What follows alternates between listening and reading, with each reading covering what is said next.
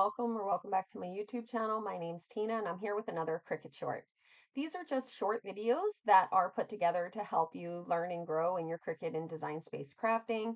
And today I'm going to focus on a few things you can do with the slice feature that's offered in Design Space. I have loved the slice feature ever since I found it.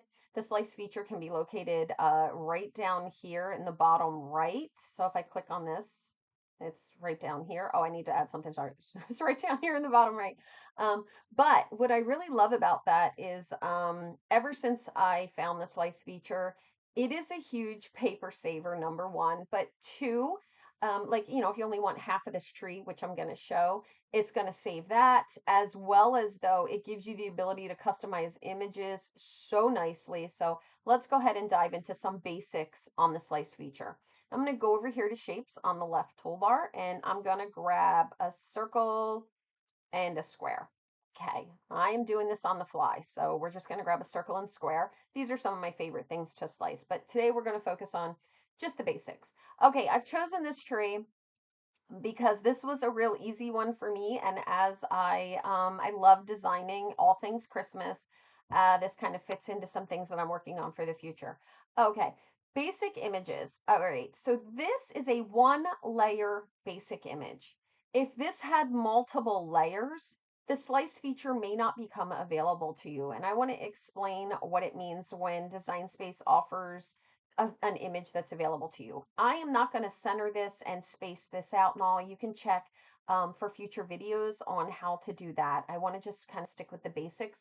So I'm going to say that I'm guessing that this is about the tree cut in half. All right, and I have a regular rectangle on top of a one layer image, and you can see that by looking over here in the project detail. The tree has no drop down arrow to show me additional details. So as I highlight the two of these together now, you'll notice the slice feature down here in the bottom right becomes available. It means I can slice it. If I couldn't, it would be grayed out like this contour over here. The contour feature is not available to me because I do not have contours in there to play with, or different layers, different cuts, score lines, that type of stuff. So now I'm just going to go ahead and slice this. And there it is. Now, when you slice, you're going to have the original cut. You are going to have, let me get both your original cut pieces, as well as you're going to have the sliced cut.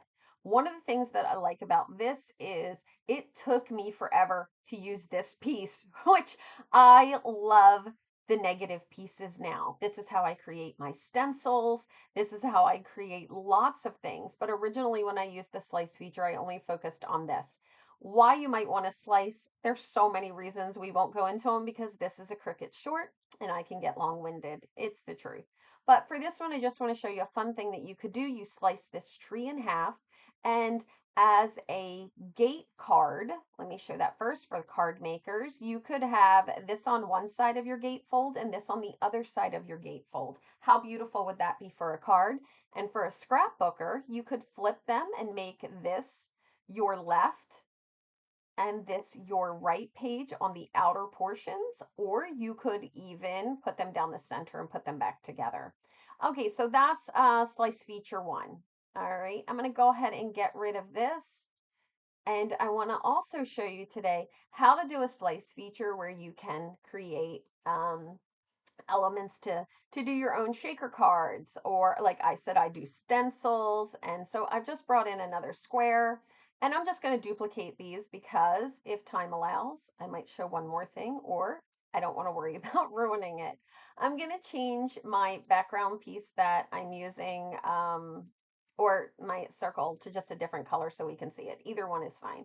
All right, so for this technique here, something that you might want to do is cut a hole out of something and then use that portion, the hole cut out, for maybe you want to do Halloween's coming up. This is being recorded at the beginning of October in 2025. Maybe you would like to have a yellow underlay and then have the moon and put the front on pop-up. So what I'm going to do is first decide the size of my moon. It's a 2x2. I'm going to be fine. I'm going to stick with that. I'm going to drag it over. Now I like to see my piece in front what I'm doing. So using the arrange feature up here, I'm just going to bring it to the front. And now what I'm able to do is highlight both of these and hit that slice feature. And using the slice feature here is going to make it so that I can just have that hole cut out. So now you can see I can cut this piece out of a pattern paper or anything that I want really. You might want a stencil in front of it. You might want to be using stamps and all of that, but it's going to give me a perfect circle cut out of it, and it's going to do all this work for me at one time. So these are just a couple of the basic things that the slice feature will allow you to do. Other things that you can do is slice off layers and portions. And for that, let's just go ahead and grab an image. So we'll grab a double layer image and work with this one. All right.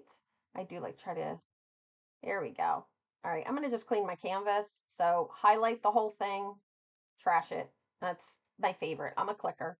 All right, so now if I took the same square idea and I brought it over my tree, and I did the same thing that I did on the single layer, but this is now 2 layers. If I go to highlight this, you will notice the slice feature is not available to me. The reason why the slice feature is not available is because it's more than 1 layer. So over here now we have that arrow that I was mentioning. If we drop it down, you can see that there are 2 layers in this design.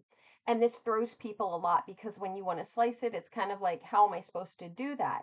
I'm going to duplicate my rectangle for this very quickly and just put it off to the side. There are other ways that you can do that. There might even be faster ways to do it. But one of the things that I've learned is that we all become comfortable with our process. And this is how I'm comfortable with this one. Over here on the side, I'm going to hide the tree trunk. And I'm now going to highlight this. And when you highlight, I want to show you what happens. When you do a slice feature, it changes the image. Do you see that? So in changing my image, the slice now becomes the dominant feature and I lose my tree trunk, which isn't a great thing, right? So I just want to show you a quick way around that. And you can also use the subtract feature to do these things as well.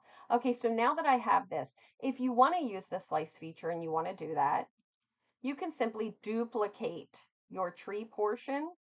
And then when you come in here, you would be able to say, okay, I don't want to see this tree portion now, so I'm going to hide it. And you would slice this tree here.